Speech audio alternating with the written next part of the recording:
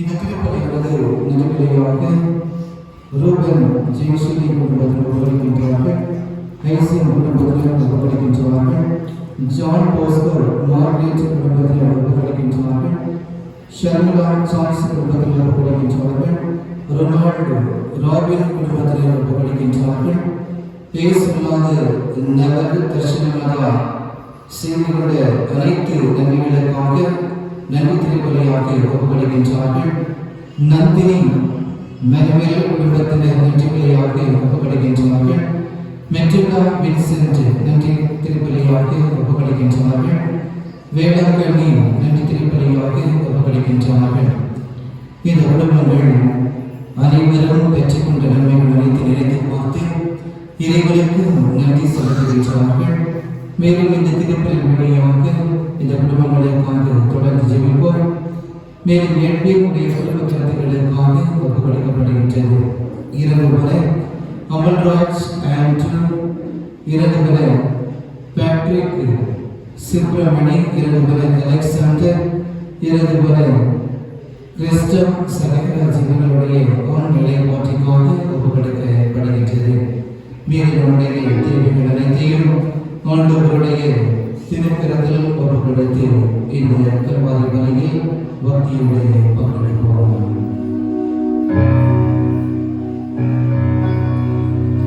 தந்தை மகன் தூயாவியாரின் பெயராலே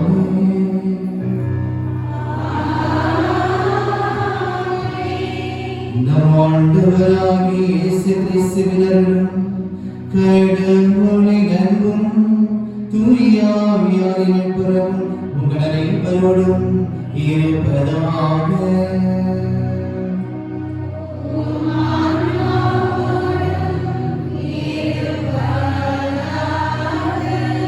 கிறிஸ்துவில் பிரியமான இரண்டுக்குரிய சகோதர சகோதரர்களே, இந்த மாதத்தினுடைய முதல் புதன்கிழமை இறைவன் நம் மீது வைத்திருக்கின்ற அந்த ஆழப்பெரிய அன்பின் வெளிப்பாடாக நாம் அனைவரும் ஒரே குடும்பமாக இணைந்து இறைவனுக்கு நன்றி செலுத்துவதற்காகவும் இறைவன் எந்த அளவிற்கு நம் அனைவரையும் நிறைவாக ஆசீர்வதித்திருக்கின்றார் என்பதை உணர்ந்து பார்த்து மீண்டும் அவருடைய ஆசீர்வாதத்தை பெறுவதற்காகவும் இறைவன் இந்த மாலை வேளையில் நம் அனைவரையும் ஒரே குடும்பமாக இணைத்து இந்த கல்வாரியின் பணியினை பங்கெடுப்பதற்காக அழைத்து வந்திருக்கின்றார்.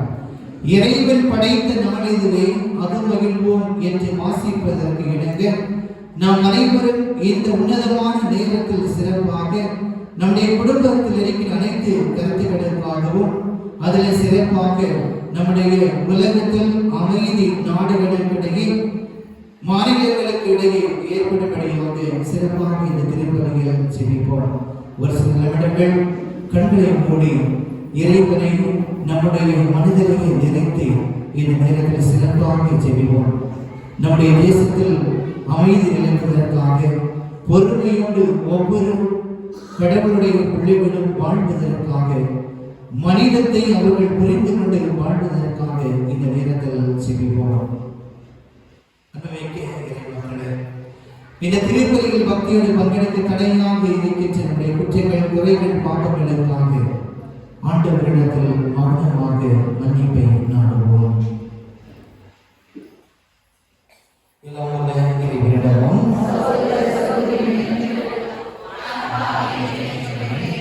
ஏழைகளின்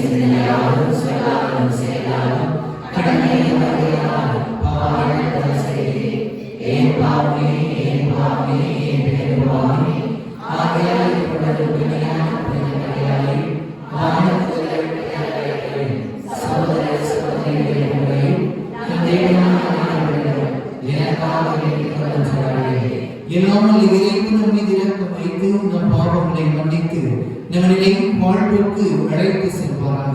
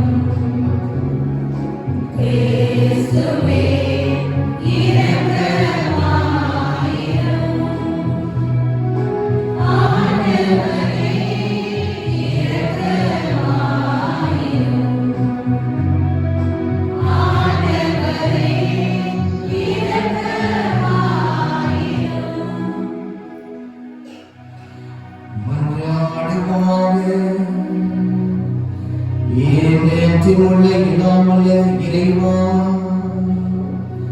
உம்மடியார்களாகிய நாங்கள் இன்றும் மனவுடன் நலம் பெற்று மகிழ செய்தருளும். இன்றும் கன்னியான மாட்சி நிறைந்த புனித மரியாவின் பரிந்துரையா இன்றைய துயரங்களிலிருந்து விடுதலை பெறவும் நிலையான பேரின்பத்தை துய்த்துணரும் எங்களுக்கு அருள்வீராக. உம்மோடு தூயாவியாரின் மன்னிப்பும் ஒரே இறைவனாய் என்றென்று வாழ்ந்து ஆட்சி செய்கிறீர்கள். ஆண்டவரும் திருமகனுமாகிய இயேசு கிறிஸ்து வழியாக உம்மை மன்றாடுகின்றோம்.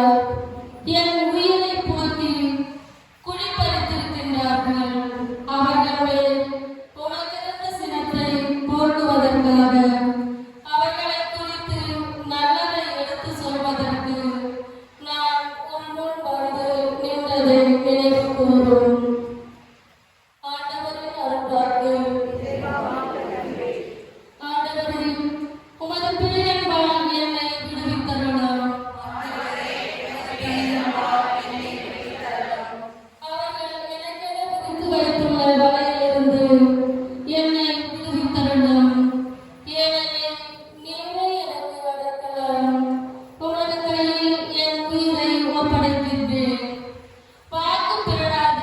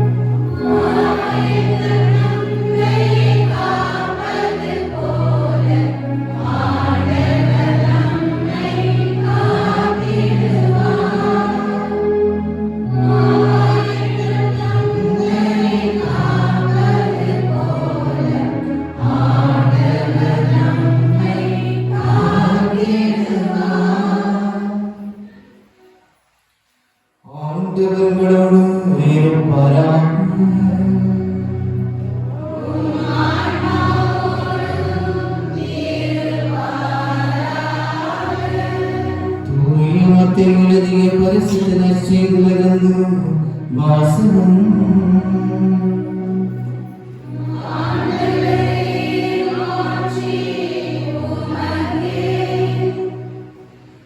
அக்காலத்தில் இயேசு எருசலேமை நோக்கி செல்லும் வழியில் 12 சீடரையும் தனியே அழைத்து, இப்பொழுது நாம் எருசலேமுக்கு செல்கிறோம். மானிட மகன் தலைமை குருக்களிடமும் மறைநூல் அறிஞர்களிடமும் ஒப்புவிக்கப்படுவார். அவர்கள் அவருக்கு மரண தண்டனை விதிப்பார்கள். அவர்கள் அவரை ஏளனம் செய்து சாட்டையால் அடித்து சிலுவையில் அறையின்படி பிற இனத்தவரிடம் ஒப்புவிப்பார்கள். ஆனால் அவர் 3ஆம் நாள் உயிருடன் எழுப்பப்படுவார் என்று அவர்களிடம் கூறினார். பின்பு செபதேயுவின் மனைவி தம் மக்களோடு ஒரு வேண்டுகோள் விடுக்குமாறு இயேசுவிடம் வந்து பணித்து நின்றார். உமக்கு என்ன வேண்டும் என்று இயேசு அவரிடம் கேட்டார். அவர், நீ ஆட்சி புரியும் போது என் மக்களாகிய இருவர்கள் ஒருவர் உமது அருகிடையில் வலப்புறமும் இன்னொருவன் இடப்புறமும் அமர செய்யும் என்று வேண்டினார். அதற்கு இயேசு, நீங்கள் என்ன கேட்கிறீர்கள் என உங்களுக்கு தெரியவில்லை. நான் குடிக்க போகும் துன்ப கிண்ணத்தில் உங்களால் குடிக்க இயலுமா என்று கேட்டார். அவர்கள், எங்களால் இயலும் என்றார்கள். அவர் அவர்களை நோக்கி, ஆம், என் கிண்ணத்தில் நீங்கள் குடிப்பீர்கள். ஆனால் என் வலப்புறத்தில் இடப்புறத்திலும் அமரும்படி அருளுவதோ எனது செயல் அல்ல, மாறாக அவ்விடங்களை என் தந்தை யாருக்கு ஏற்பாடு செய்கிறாரோ அவர்களுக்கே அவை அருளப்படும் என்றார். இதை கேட்டுக் கொண்டிருந்த 10 பேரும் அச்சகோதரர் 2 மீது கோபம் கொண்டனர். இயேசு அவர்களை வரவழைத்து, பிற இனத்தவரின் தலைவர்கள் மக்களை அடக்கி ஆளுகிறார்கள். உயர் குடிமக்கள் அவர்கள் மீது தங்கள் அதிகாரத்தை காட்டுகிறார்கள். இதை நீங்கள் அறிவீர்கள். உங்களிடையே அப்படி இருக்கக்கூடாது. உங்களிடையே பெரியவராக இருக்க விரும்புவரை உங்கள் தொண்டராக இருக்கட்டும். உங்களில் முதன்மையானவராக இருக்க விரும்புகிறவர் உங்களுக்கு பணியாளராக இருக்கட்டும். இவ்வாறு மானிட மகனும் தொண்டு ஏற்பதற்கு அல்ல, தொண்டு மாற்றுவதற்கும் பலருடைய மீட்புக்கு ஊடாக தம் உயிரை கொடுப்பதற்கும் வந்தார் என்று கூறினார். ஆண்டவரின் அருள்வாக்கு.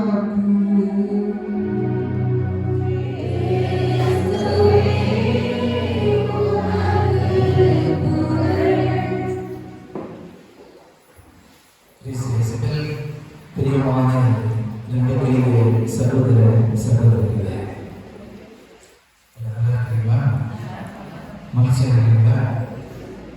மகிழ்ச்சியாக இருக்கீங்களா? சந்தோஷமா இருக்கீங்களா? மகிழ்ச்சியாக இருக்கீங்களா?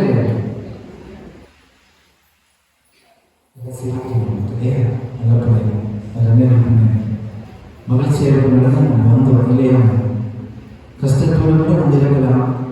ஆனால் நம்ம மகிழ்ச்சியாக இருக்கிறதுனால நம்முடைய உள்ளத்தில் சொல்லியிருக்கிறோம் இல்லையா?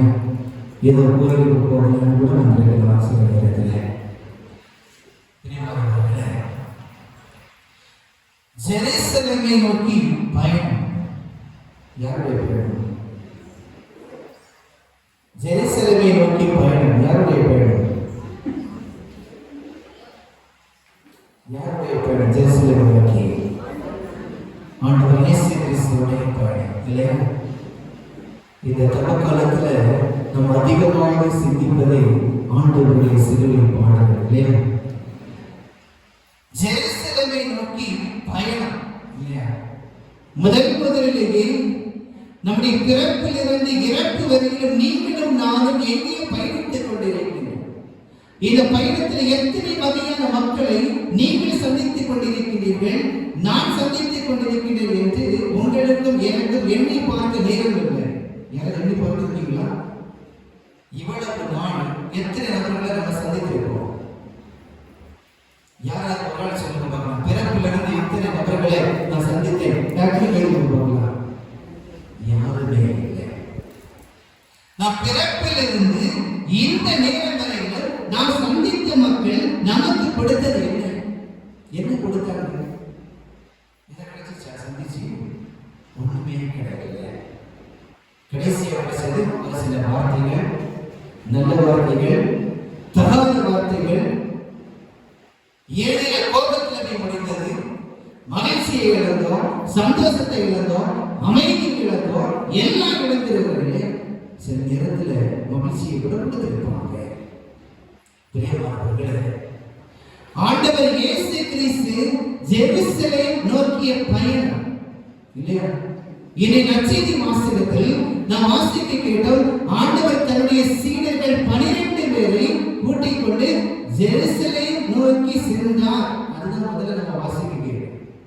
எல்லாருக்குமே தெரியும் எத்தனை சீடர்கள்? 12 பேர். 12 பேரையும் வாங்க அப்படின்னு நடத்திட்டு போறாங்க இல்லையா? எத்தனை பேர் கோயிலுக்கு வாங்க அப்படி போல நடத்திட்டு இருந்தாங்க? யாரை கூட்டிட்டு வரீங்க? தனியா வந்தீங்க. தனியா வந்து யாரை கூட்டிட்டு வருவாங்க தெரியுமா?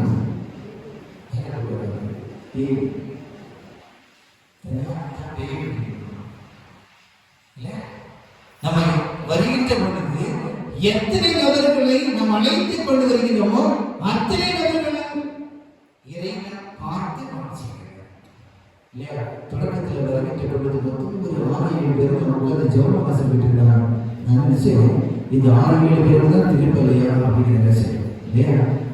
நாட்கள் கடந்து செல்ல செல்ல மனிதர்களும் கடந்து செல்கின்றார்கள் இல்லையா? நாட்கள் கடந்து செல்ல செல்ல மனிதர்களும் கடந்து செல்கின்றார்கள். இந்த ஜெருசலேம் நோக்கிய பயணத்தில் ஆண்டவர் இயேசு கிறிஸ்து தன்னுடைய பாடுகளை பற்றி முதலிலே தன்னுடைய சீடர்களிடத்தில் எடுத்து சொல்றார். நீங்களும் நான் அந்த இடத்துல இருந்தால் ஆண்டவர் இயேசு கிறிஸ்துவுடைய பாடுகளை தன்னுடைய சீடர்களிடத்தில் சொல்றது போல நம்முடைய பாடுகளை நம்முடைய சகோதர சகோதரிகளிடத்துல இல்ல குடும்பத்துல கணவனிடத்துல மனைவிடத்துல உண்மையிலே நம்ம சொல்ல முடியுமா? நம்ம அனுபவத்தை சொல்றோம். நான் இப்படி கஷ்டப்பட்டேன், இப்படி வேதனையில இருந்தேன், என்னுடைய கணவன் இப்படி எல்லாம் கொடுமை பண்ணாங்க, இப்படி எல்லாம் அடிச்சாங்க, என்னை தவறுதலா பேசிட்டாங்க, பக்கத்து வீட்டில் இப்படி எல்லாம் சொல்லிட்டாங்கன்னு நம்ம நடந்ததுதான் சொல்லுவோம் இல்லையா? நடக்கிறத சொல்ல மாட்டோம், நடந்ததுதான் சொல்லுவோம். ஆனால் ஆண்டவர் இயேசு கிறிஸ்து நடக்க இருக்கின்ற அந்த நிகழ்வை தன்னுடைய சீடர்களிடத்தில் அவர் பகிர்ந்து கொள்றாரு. இதெல்லாம் நடக்க போதப்பா, நீங்க பத்திரமாக இருங்க. இதெல்லாம் நடக்க போகிறது, நீங்கள் பத்திரமாக இருங்கள். இத்தனை நாட்களாக, இத்தனை நிமிடங்களாக நான் உங்களோடு இருந்தேன். இது உங்களை விட்டு பிரிந்து நான் செல்ல இருக்கிறேன். அப்ப ஒரு தாய் வராங்க. யாரு வராங்க? ஒரு தாய் வராங்க. திரும்ப நற்செய்தி வாசகத்தை படிக்கணுமா? எந்த தாய் வராங்க? அருமையான ஒரு தாய் வந்து நிற்கிறாங்க. எதுக்கு? கூறு போடுறதுக்கு நிற்கிறாங்க. யார் அந்த தாயுடைய பேர் என்ன? யார் நற்செய்தி வாசகத்தை படிக்கும்போது கேட்கிறேன். அந்த தாயுடைய பேர் என்ன? சலோமி. இருக்கிறீங்களா? சலோமி யாருமே இல்லை இல்லையா? சலோமி என்ற பெண்மணி சீடர்களை அழைத்து கொண்டு போகின்ற பொழுது ஜெருசலேம்ல சொல்றாங்க. என்ன சொல்றாங்க? நீங்க வீட்டுல இருந்தா சொத்து கூறு போடுவீங்க. பார்த்துருக்கீங்களா இல்லையா? மூத்த மகன் இது, 2வது மகன் இது, 3வது மகனுக்கு இது அப்படின்னு வீட்டுல பிரிச்சு அப்பா அம்மா கொடுப்பாங்க. கொடுக்கலன்னா அப்பாவுடைய கழுத்துல கத்தி அப்படித்தானே? அதான் இப்போ உலகம் மாறி போயிடுச்சு. முன்னாடி எல்லாம் விடுவாங்க, இப்போ விடுறாங்களா? இல்ல. அப்பா இடத்துல அம்மா அப்பா இடத்துல கத்தி. இது நடந்து கொண்டு இருக்கிறது.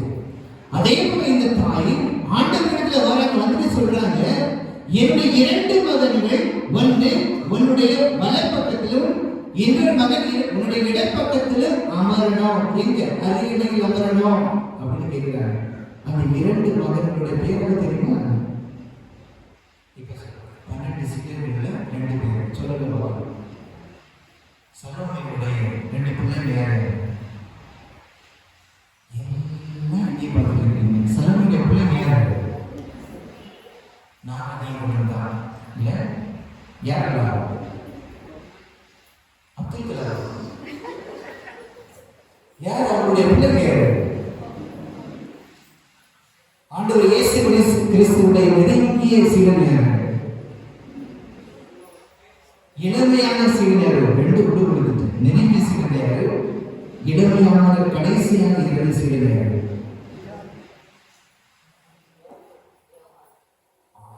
ஓகேங்களா? சிஸ்டர் வச்சு கொடுத்துருப்பாங்க நினைக்கிறேன். யோவா இல்லையா? ஒரு சீடர் யோவா, இன்னொரு அவருடைய சகோதரர் யாக்கோபு, இன்னொரு சகோதரர் யாக்கோபு. இருவரும் ஆண்டவர் இயேசு கிறிஸ்துவின் அரியணையில் அமர்வதற்காக கோரிக்கை வந்து அவர்களுடைய தாயின் வழியாக வைக்கப்பட்டது. அப்ப ஆண்டவர் என்ன சொன்னாரு? மிக தெளிவாக ஆண்டவர் சொல்றாரு, இது என்னுடைய செயல் அல்ல, இது என்னுடைய செயல் அல்ல, தந்தையினுடைய விருப்பம். இது என்னுடைய செயல் கிடையாது, தந்தையினுடைய விருப்பம். தந்தை நினைத்தால் செய்யலாம்.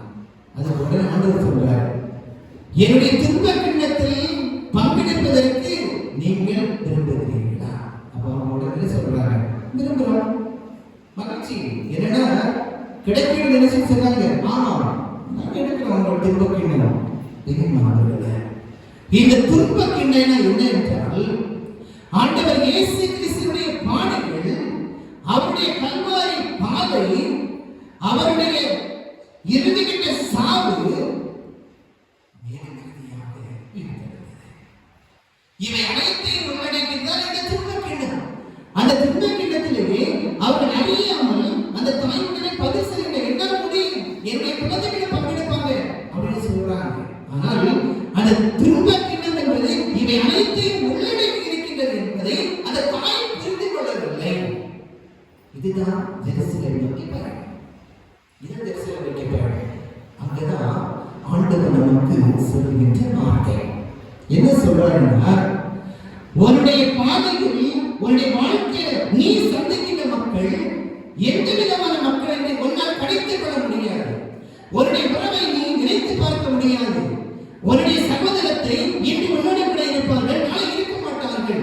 உன்னுடைய நண்பர்கள் உனக்காக இன்று இருப்பார்கள், நாளை அடுத்த நிமிடங்கள் இருக்க மாட்டார்கள். உனக்காக இன்று பேசுகின்ற உன்னுடைய சகோதர சகோதரிகள் நண்பர்கள் உனக்காக பேச மாட்டார்கள். அப்படிப்பட்ட சூழ்நிலையில் உன்னுடைய துன்ப கிண்ணம், உன்னுடைய கஷ்டம், உன்னுடைய வேதனை இவை அனைத்தும் உனக்காக கொடுக்கின்ற பொழுது நீ முழுமனதோடு ஏற்றுக்கொள்ள உன்னால் முடியுமா? முடியாதா?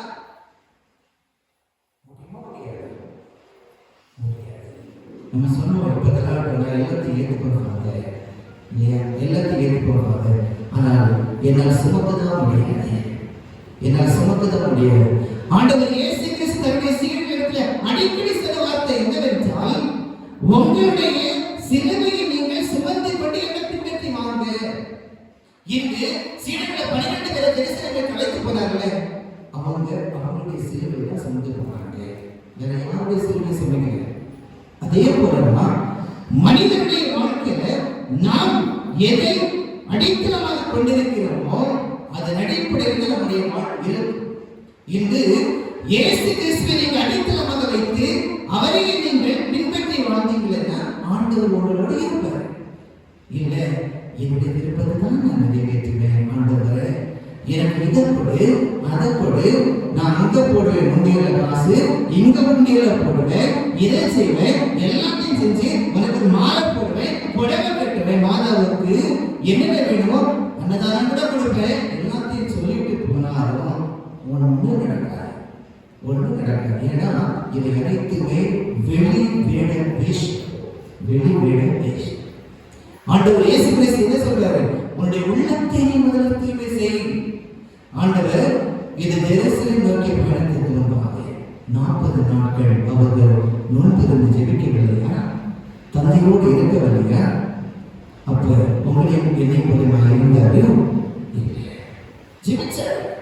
ஜெபிக்கணும். முதல்ல நம்ம ஜெபிக்க கத்துக்கணும். ஆண்டவரிடத்தில் நம்ம பேச உட்கார்ந்து இருந்து எனக்கு இது கூட அதை கூட அப்படின்னு சொல்லி ஒருவருக்கு அடக்கக்கூடாது. அதான் சொல்லுவாங்க, மனிதனுடைய யாராலும் புரிந்து கொள்ள முடியாது. இன்னைக்கு நான் 1 கோடி பணம் கொடுத்தாலும் வாங்குவீங்க, நாளைக்கு இன்னும் 2 கோடி பணம் கொடுத்தாலும் வாங்குவீங்க. எவ்வளவு கொடுக்கலனாலும் என்ன திட்டிட்டு தான் போறீங்க. அதுதான் சமூகம் இல்லையா? இன்னைக்கு காசு கொடுக்கறவங்க நல்ல இல்லையா? மனிதர்கள் யாருக்கு பின்னாடி சுத்துறாங்க சொல்லுங்க. யார் பின்னாடி மனிதர்கள் எல்லாம் சுத்துறாங்க? யார் பின்னாடி சுத்துறாங்க? ஏன் பின்னாடியா? ஒருத்தர் கூட வர மாட்டாங்க. நாயை கொடுத்து எல்லாம் சொல்லுங்க. யாராவது ஏன் பின்னாடி யாருக்கு பின்னாடி எல்லாம் மனசு சுத்துறாங்க சொல்லுங்க. அரசியல்வாதிங்க, அப்புறம் பணம் இருக்கிறவங்க, பெரிய பங்களா வைத்திருக்கிறவங்க இல்லையா? சொத்து நிறைய வச்சிருக்கிறவங்க, அவனுடைய பரம்பரையாக நிறைய சேகரித்து வைக்கிறவங்க, இவங்க பின்னாடிதான் மனுஷன் சுத்துறதை தள்ளி கடவுள் பின்னாடியோ நம்ம படைத்த தெய்வத்துக்கு பின்னாடியோ ஒருத்தர் சுத்தத்தை சொல்லுங்க. ஒருத்தர் யாரும் போறதில்லை. நம்ம சொல்லுவோம், நான் சுத்துறேன், நீ சுத்துற, எல்லாம் சுத்துறாங்க. கடைசியில உலகம் ஒண்ண சுத்திடும். அதான் சுத்திட்டு இருக்கு.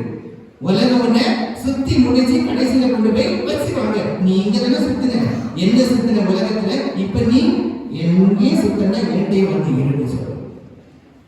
அதான் சொல்லுவாங்க தமிழ்ல, மனிதனுக்கு மண் மீது ஆசை, மண்ணுக்கு மனிதன் மீது ஆசை, இறுதியாக வெல்வது யாரு? வெல்வது யாரு? இதையும் தெரியுங்க. அப்ப எப்படி மண்ணுக்கு மண்ணுக்கும் சண்டை தான் நடக்கும் இல்லையா? மண்ணுக்கு மண்ணுக்கு சண்டை தான் நடக்கும். கடைசியில நம்ம தான் மண்ணா போகும். அது மண்ணா தான் இருக்கும். நம்ம தான் கடைசியில சண்டை நடக்கும். பெருமாள் இறுதியாக ஒரே ஒரு நிகழ்வு சொல்லணும். எனக்கு ஒரு கடைக்கு முன்பாக ஒரு பிச்சைக்காரர் தூங்கி கொண்டிருக்கிறான். நல்லா கேட்டுக்கோங்க. ஒரு கடைக்கு முன்பாக ஒரு பிச்சைக்காரர் தூங்கிட்டு இருக்கிறார். கடையை திறப்பதற்காக காலையில் அவர் வர இந்த பிச்சைக்காரரை பார்த்து திட்டுறாரு, ஏன் என் கடைக்கு முன்னாடி தூங்குற? ஏன்னா பிச்சைக்காரன் எப்பவுமே குளிப்பாங்க. அப்பதான் ஒரு பிச்சை கிடைக்கும். இல்லைன்னா கிடைக்கும். உங்களுக்கு எந்த பிச்சை கிடைக்குமா? கிடைக்காது இல்லையா? குளிக்கிறது இல்லை, ஒரு அழகான உங்களை போல ஒரு ஆடை இல்லை இல்லையா? அந்த நேரத்துல அவரை பார்த்து, நீ ஏன் என் கடைக்கு மேலே படுத்துருக்க துரத்துற? அவன் போயிட்டான். 2வது நாள் இரவிலும் அதே பிச்சைக்காரன் அந்த கடைக்கு முன்பாக வந்து இந்த இரவுல தூங்கிட்டு காலையில படுத்து கிடக்கிறான். இவன் வாரான். கடையுடைய ஓனர் எடுத்து பார்க்கலாம். பார்த்து தூங்கிட்டு பார்த்து, இவன் ஏதாவது கொடுத்தா இவன் போயிடுவான் அப்படின்னு சொல்லிட்டு அவர்கிட்ட இருந்த ஒரு சில பொருட்களை கொடுத்து அனுப்புறான். நீ போயிடப்பா, இனிமே தூங்காத, என கிடைக்கும் அடுக்கிறாங்க கொடுக்கிறாங்க. அவன் அப்படியே கடந்து போயிட்டான். 3வது நாள் வாரம் வந்து பார்க்கின்ற பொழுது அதே பிச்சைக்காரன் வீட்டுல தூங்குறான் கடைக்கு முன்னாடி. இவன் என்னடா பண்றதுன்னு சொல்லிட்டு கோபத்தில் என்ன பண்றான்? கம்பெடுத்து அடிச்சான். கம்பெடுத்து அடிச்சான். அடிச்ச உடனே அடியை வாங்கிட்டு அந்த பிச்சைக்காரன் மெதுவாக நடந்து போறான். மெதுவாக நடந்து போயிட்டு அப்ப இனிமே இவன் வரமாட்டான் அப்படின்னு நினைச்சிட்டு 4வது நாடு அதே பிச்சைக்காரனை தூங்கினாங்க. 4வது நாள் போய் தூங்கினான். தூங்கின்ற பொழுது காலையில இவன் வருகின்ற பொழுது பிச்சைக்காரனை காணல. மகிழ்ச்சி இவனுக்கு, நான் அடிச்சுட்டேன், என்னுடைய கடைக்கு முன்பாக அவன் தூங்கல, எங்கேயோ போயிட்டான் அப்படின்னு நினைச்சிட்டு சந்தோஷத்துல இருந்தான். அந்த நேரத்துல பக்கத்து கடையில் இருக்கிறவங்கள்ட்ட போயிட்டு இவன் கேட்கிறான், நீங்க கடை திறக்கின்ற பொழுது இந்த பிச்சைக்காரன் என்னுடைய கடைக்கு முன்னாக தூங்குறேன்னா இல்லையான்னு சொல்லி கேட்டான்.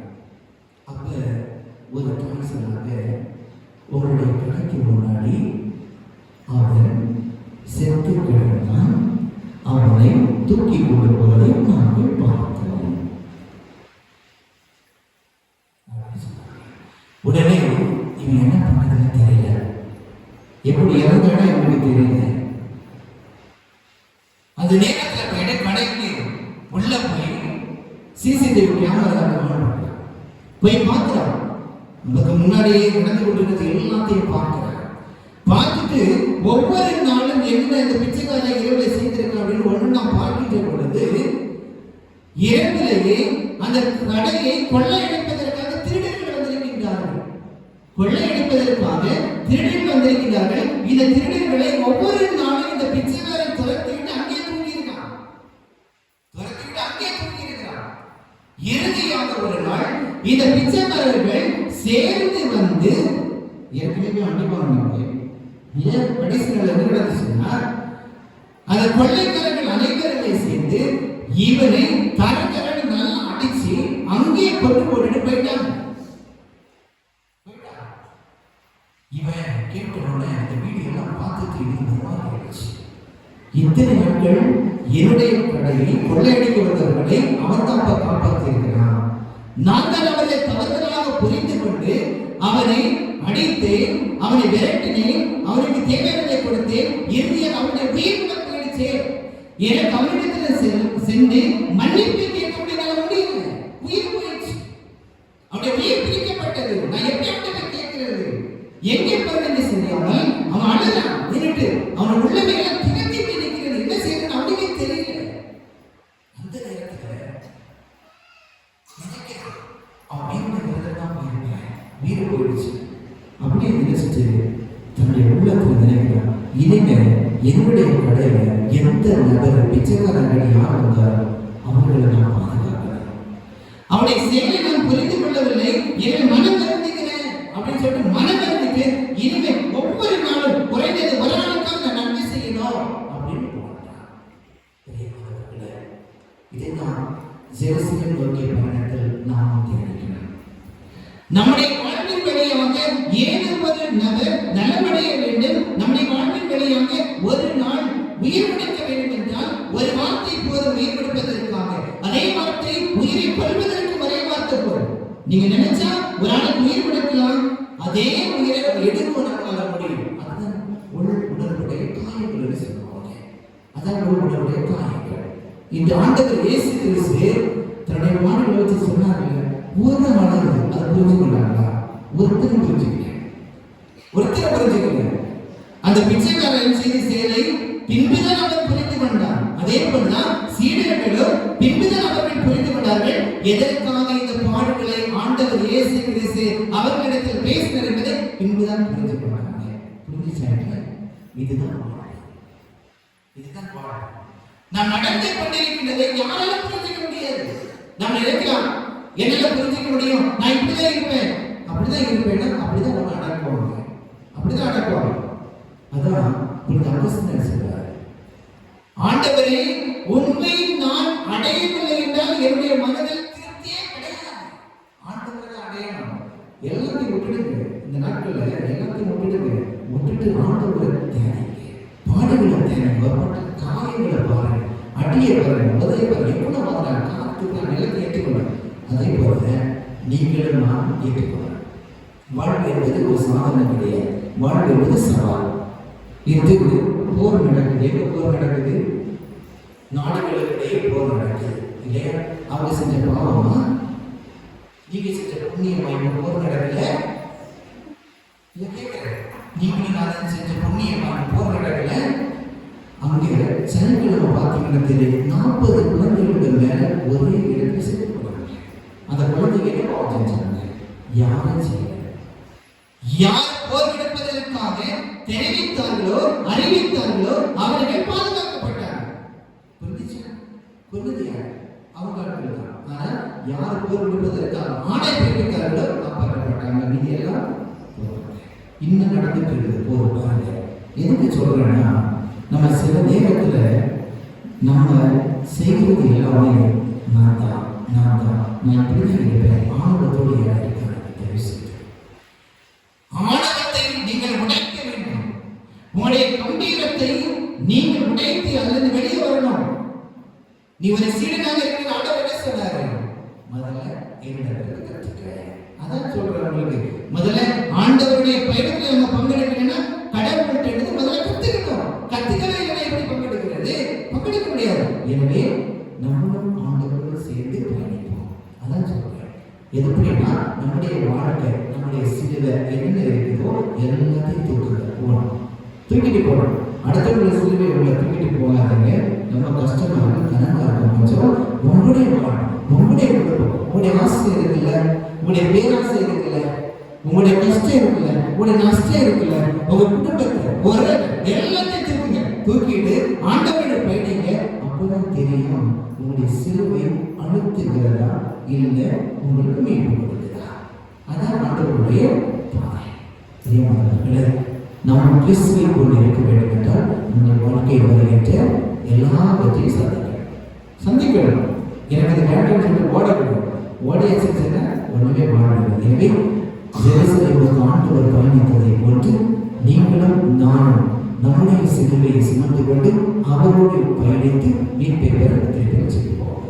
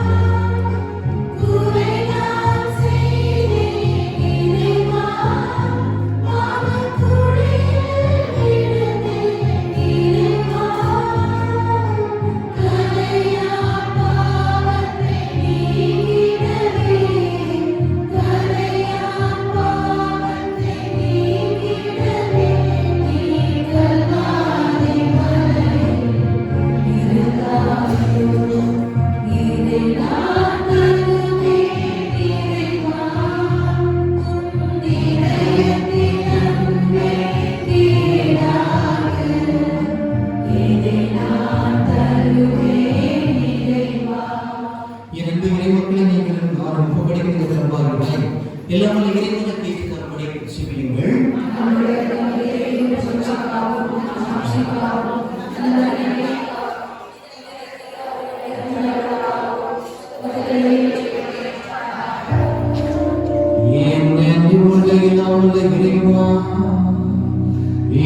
இவர்களும் மக்களின் மன்றாட்டுகளும் ஏற்றருளுமை வேண்டுகின்றோம். திருமகனின் தாயாக புனித மரியாவின் பரிந்துரையா இந்த வரை மன்றாட்டு புறக்கணிக்கப்படாமலும் இந்த வரை வேண்டுதலும் வீணாகாமலும் இருப்பதாக எங்கள் ஆண்டவராகிய கிறிஸ்து வழியாகமை மன்றாடுகின்றோம்.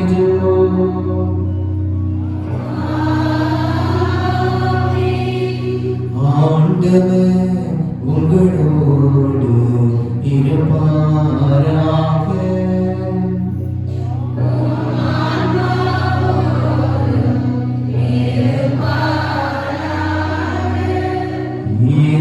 உங்களை மேலே ஏழுங்கள்.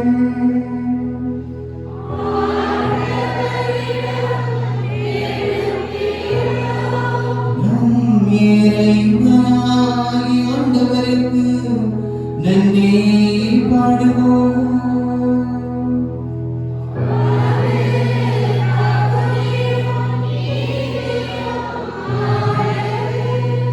ஆண்டவரே தூயவரானவரே,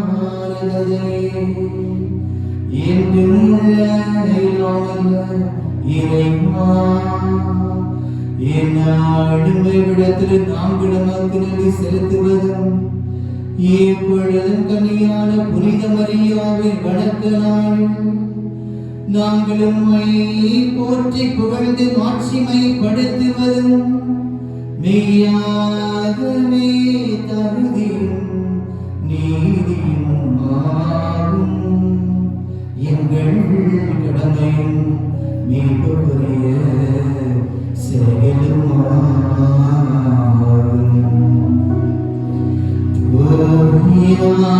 எழுதிட்டதா அந்த அன்னை உடைய ஒரே திருமகனை கருத்தாங்கி தமது தன்னிமையில் மாட்சியில் வைத்து வந்து நிலையான ஒளியாகிய எங்கள் ஆண்டவர்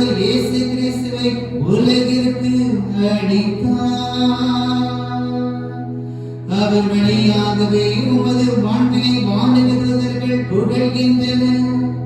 தலைமை தாங்குவோர் உம்மை வழிபடுகின்றன. அதிகாரம் செலுத்துவோர் திருமணங்கள் அடங்கி வானங்களும் அவற்றில் உள்ள ஆற்றல்களும் செராபீன்களும் ஒன்று கூடி அக்களித்து கொண்டாடுகின்றன. அவர்களோடு எங்கள் குரலையும் சேர்த்துக் கொள்ளுமாறு நாங்கள் உம்மை தாழ்மையுடன் இறைஞ்சி புகழ்ந்து ஒரே குரலாய் பாடுவதாவது.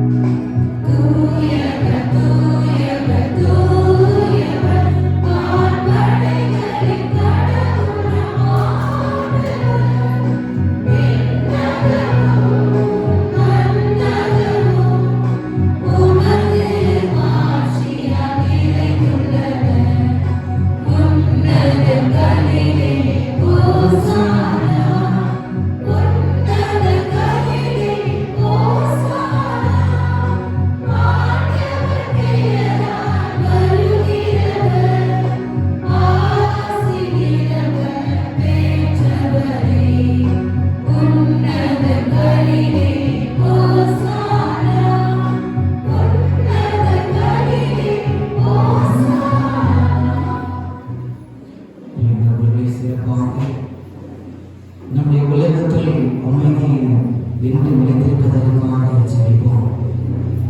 கண்களை மூடி நம்முடைய குடும்பத்தையும் இந்த இறை சமூகத்தையும் இந்த திராட்சை ரசத்திலும் இந்த அப்பத்திலும் ஒப்புப்படுத்தி ஜெபிப்போம். புனித அன்னை தெரசம்மாள் சொன்ன வார்த்தை, குருவானவர் அந்த ஒரு சொட்டு தண்ணீரை எடுத்து திராட்சை ரசத்தில் விடுகின்ற பொழுது என்னுடைய தேவைகள் கருத்துக்களையும் நான் சேர்த்து ஒப்புப்படுத்தி சொல்லுங்க. அதே போல இந்த நேரத்தில் இதோ பீடத்தில் இருக்கின்ற இந்த அப்பத்திலும் திராட்சை ரசத்திலும் உங்களுடைய தேவைகள் அனைத்தையும் ஒப்புப்படுத்தி சொல்லுங்க.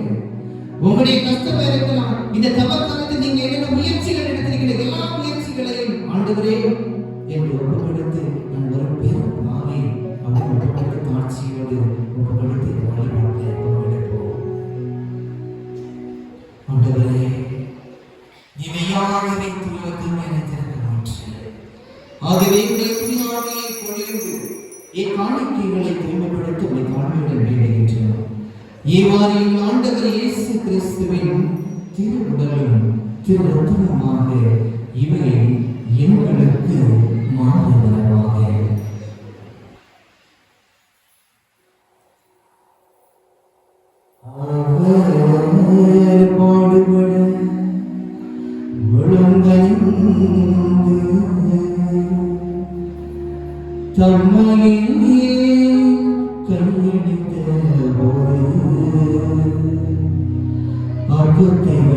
நன்றி செலுத்தி அதை பெற்று தம் சீடர்களுக்கு அழைத்து அவர் கூறியதாவது,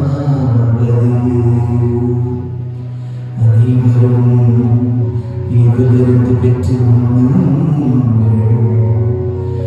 ஏனெனில் இது உங்களுக்காக கையளிக்கப்படும் என் உடல்.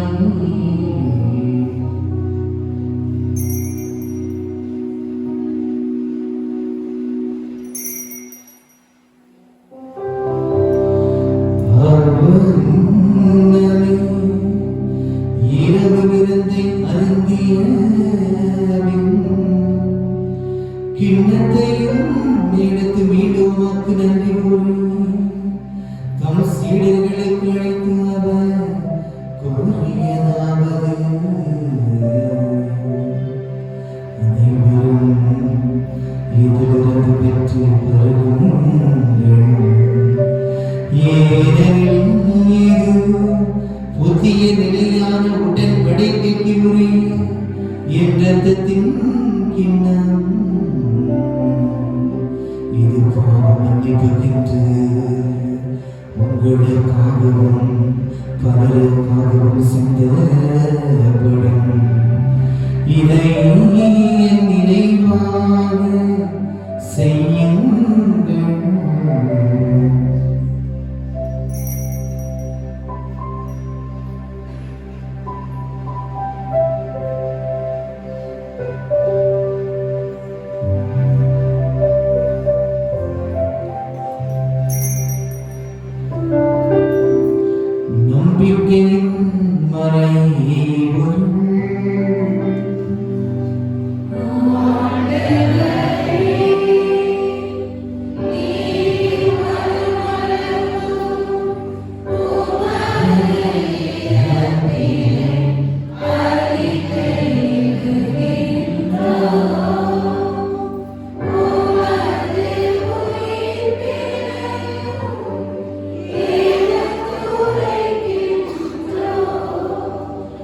ஆகவே ஆண்டவரே, நாங்கள் கிறிஸ்துவின் இறப்பினை உயிர்ப்பினை புகழ்ந்து வாழ்வுதல் மப்பத்தை மீட்பின் விடத்தை முகப்பு கொடுக்கின்றோம்.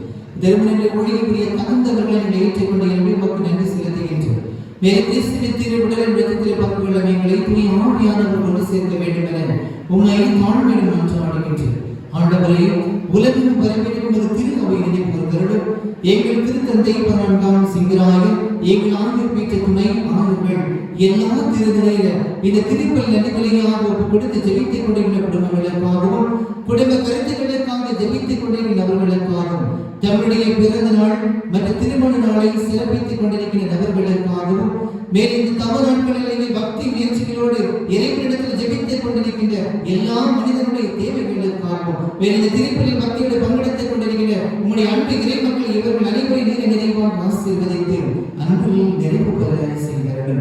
மேலும் மீத்தல் விதமாக்கள் எங்கள் சகோதர சகோதரிகளையும் இந்த திருப்பலி ஜெபித்துக் கொண்டிருக்கிற அனைத்து ஆன்மாக்களுக்காகவும் எங்களுடைய குடும்பத்தில் இருந்தவர் அனைவரும் இறக்கத்தில் நினைவு கூர்ந்து உமது திருமுக ஒளிகள் ஏற்றார்கள். எங்கள் அனைவரும் மீது இறக்கமாயும் கடவுளின் கனித்தாயான புனித மரியா, அவருடைய அன்பு கடவுள் செய்யப்ப புனித திருத்துதர்கள் புனித அந்தோனியார், புனித மைக்கேல், புனித கபிரியேல், புனித தேவசகாயம் பிள்ளை, புனித திரேசம்மாள், புனித தேவசகாயம் ஏவலைகளும் குழந்தைகளாக இருக்கிற புனித அனைவருடனும் நன்மை வாழ்வில் பங்கெடுத்ததை பெற்று இதனுடைய இயேசு கிறிஸ்து வழியாக நீ உறுதியற்று வரவர்கள உம்மை மன்றாடுகின்றோம்.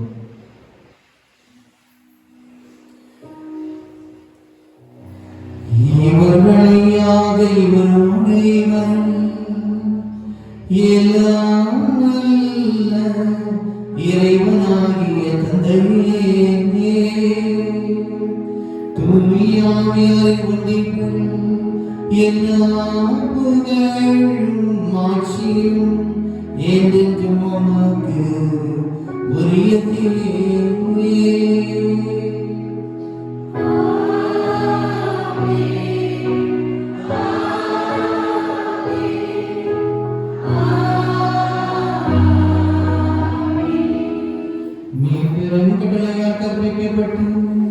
இறை படிப்பினையால் பயிற்சி பெற்ற நாம் துணிந்து பாடுவோம்.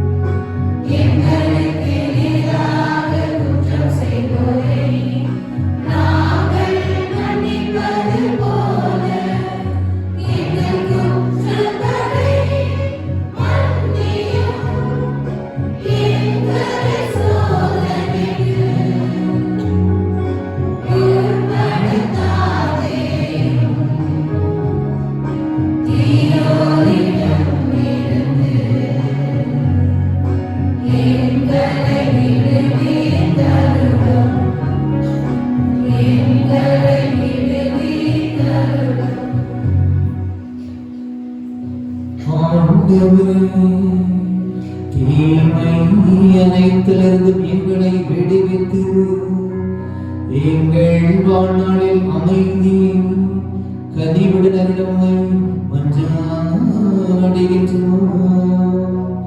உமது இரக்கத்தின் உதவியா நாங்கள் பாவத்திலிருந்து எப்போது விடுதலை பெற்று யாதொரு கலக்கமின்றி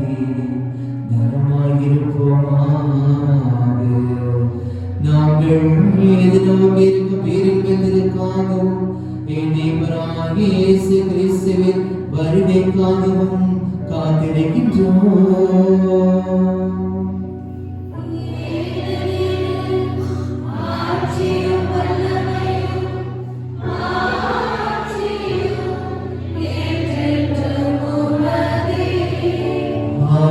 ஆண்டவரே இயேசு கிறிஸ்துவே, அமைதியை உங்களுக்கு நான் விட்டு செல்கிறேன், என் அமைதியை உங்களுக்கு அளிக்கிறேன் என்று உம் திருப்புதர்களுக்கு மொழிந்தீரே. எங்கள் பாவங்களை மாறாமல் உமது திரு அவையின் நம்பிக்கையை கண்ணோக்கி உமது திருவுள்ளத்திற்கு ஏற்ப அதற்கு அமைதியும் ஒற்றுமையும் அடித்தருள்வீராக. என்றென்று வாழ்ந்து ஆட்சி செய்கின்றவர் நீரே.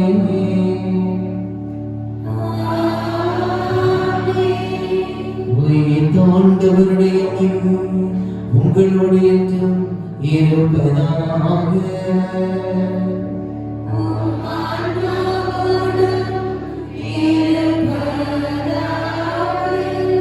ஒருவருக்கொருவர் அமர்ச்சியோடு அமைதியை பகிர்ந்து கொள்வோம்.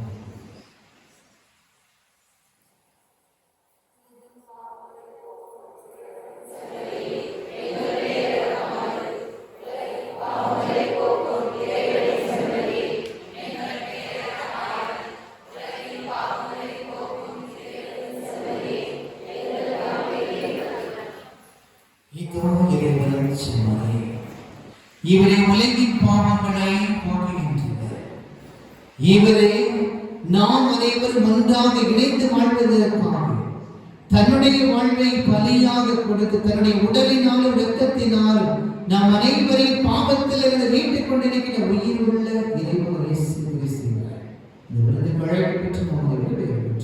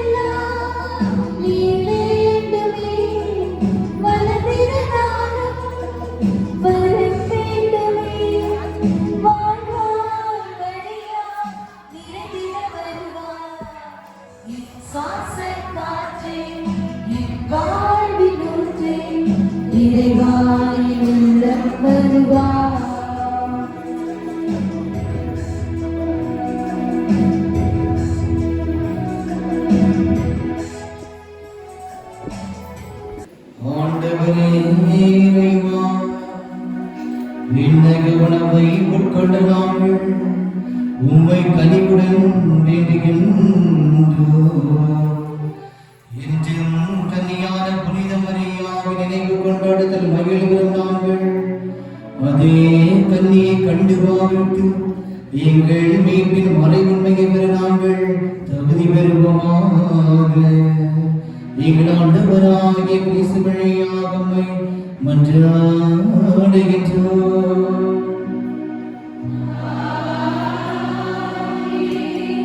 ஆண்டவர்களோடு இருப்பாராக.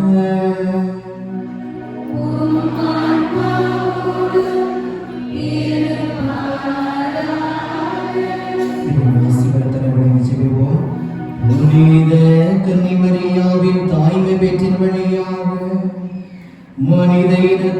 கனிவிரக்கத்துடன் மீட்பு திருவிழம் கண்ட இறைவன் தமது ஆசியால் உங்களை வளமைப்படுத்த திருவிழம் கொள்வாராக.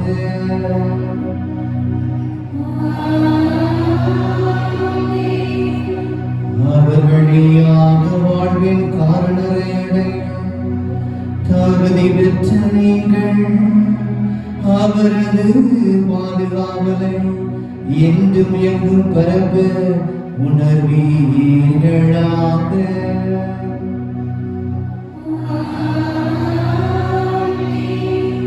இன்று இறை பற்றதோடு கூடியிருக்கும் நீங்கள் அருள் வாழ்வின் மகிழ்ச்சி விண்ணக பரிசுகள் ஆகியவற்றின் படைகளை உங்களோடு எடுத்து செல்ல தகுதி பெறுவீர்களாக.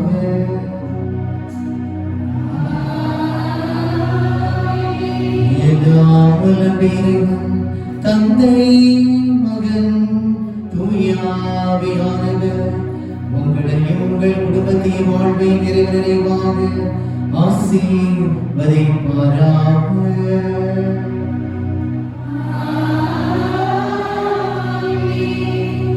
கிறிஸ்துவின் பிள்ளைகளாக என்றும் அவரையே பின்பற்றி வாழ்ந்திட சென்று வாருங்கள். திருப்பலி நிறைவேற்று.